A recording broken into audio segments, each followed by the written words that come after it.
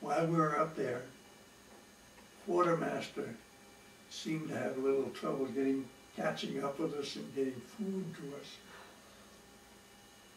So we set up a hunting party each day.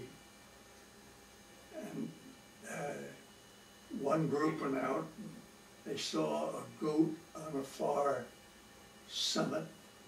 They shot him, he fell down. They never were able to get to him. We were driving along the road one time, and there was a curve in the road.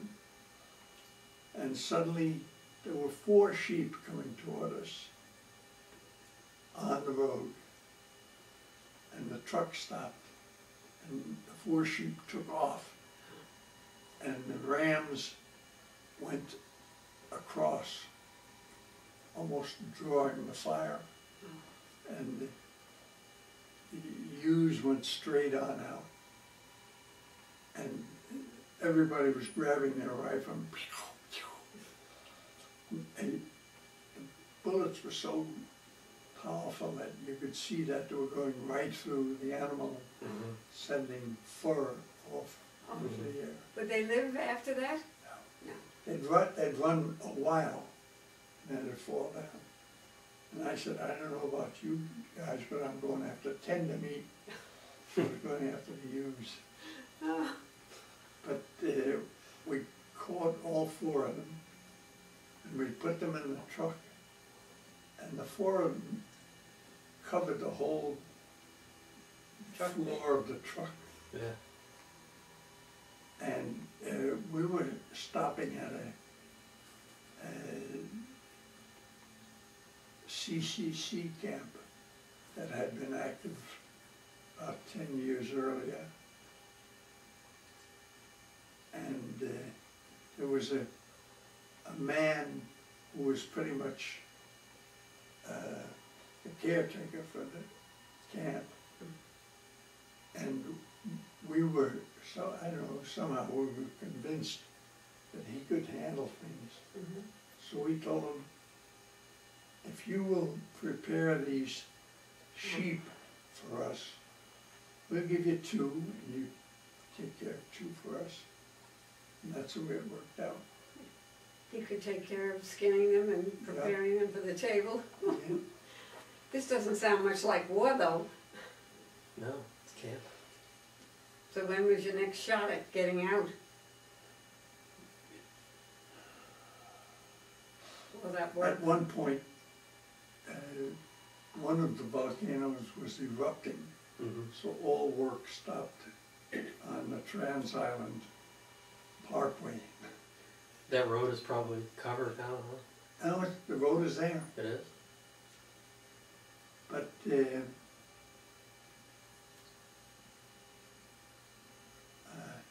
I was driving a truck, and I would have to go downtown certain times for the company, and I'd drive through town, I'd stop and pick up a couple of pies in the bakery and a couple of gallons of milk in the local dairy and bring it up there. I had all of these orders from the different guys. For lunch, when they'd eat pie and drink milk. Eating comes first. Can't fight if you're not well fed. Yeah, You know why he knows about the road? Several years ago, I can't tell you when, Ginger and Chris were going to Hawaii, and they sent us a note and said, if you happen to be in the neighborhood, come and see us. And they told us exactly where they were, and it was on the big island of Hawaii. Yeah. So I think she gave us the telephone number, whatever. We called and we made reservations, and we got our own little apartment in the same place that they had theirs. And, you know, Chris loves to drive. So we went all over that island with Chris driving. And they also had, it was a very nice resort. There were tennis courts, swimming, pool, and we played tennis together. And we toured the whole island several times. So he got, oh, and then he said kept in a high school one time, or that was where your, That was our barracks. that was your barracks? They made it a barracks, but it was a high school, and he took them right to that place, Yeah. you know? He probably, So, did you recognize the road right away when you saw it, went The back road. and saw it? Oh, we didn't go up to the Right. road that we built. Oh, okay.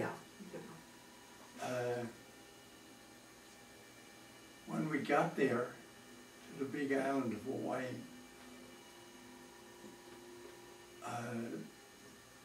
apparently some of the needles that were used to give us shots before going overseas were dirty, and we started to get sick, yellow jaundice. Mhm.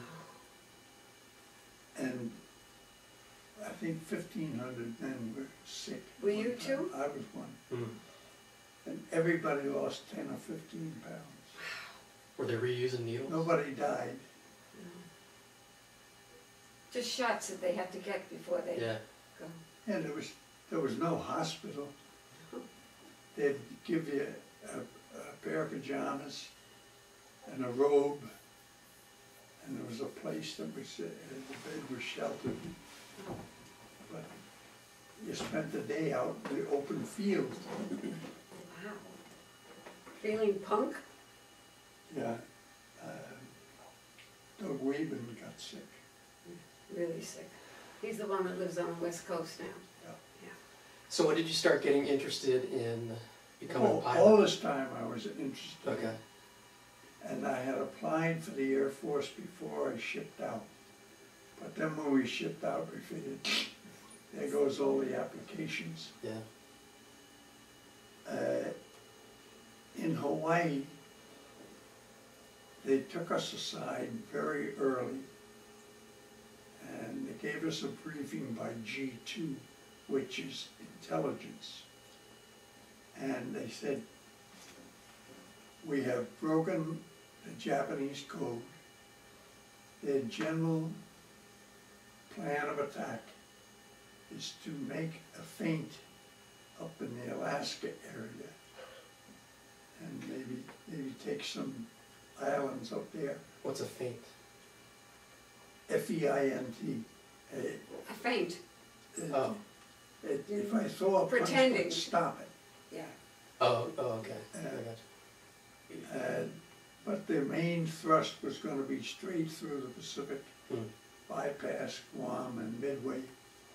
And the target of the day was the big island of Hawaii. Oh, where you Our were. island. Mhm. And we had 20,000 men. Now you're getting smart. We had 20,000 men on the island. Right. Two. Thank you. The report came to us that 6 ships were leaving a South Pacific port, and G2 was quite convinced that this was the beginning of this armada that was supposed to come up. Then they rebriefed us several days later. These ships were joined by 12 other ships. Now they were up to 18 ships. Then they gave us another briefing and there were up to 27 ships. Mm. We're coming toward Hawaii? Yeah, Oh, And you were still on the big island at this point? yeah. And then suddenly they gave us a briefing. There were 87 ships in the convoy. how can you remember those numbers? Oh. He's always been good at remembering numbers and dates. We had just lined up for chow in the evening and had the chow in the mess kit. And most of the guys didn't even eat, they just dumped it in the garbage pail and went about getting ready for action. Oh, Nobody told us, go over to a certain point and get ammunition, but we knew where the ammunition was. And I had a truck with 2 wooden crates in the back, or boxes. One was with ammunition and one was with canned food.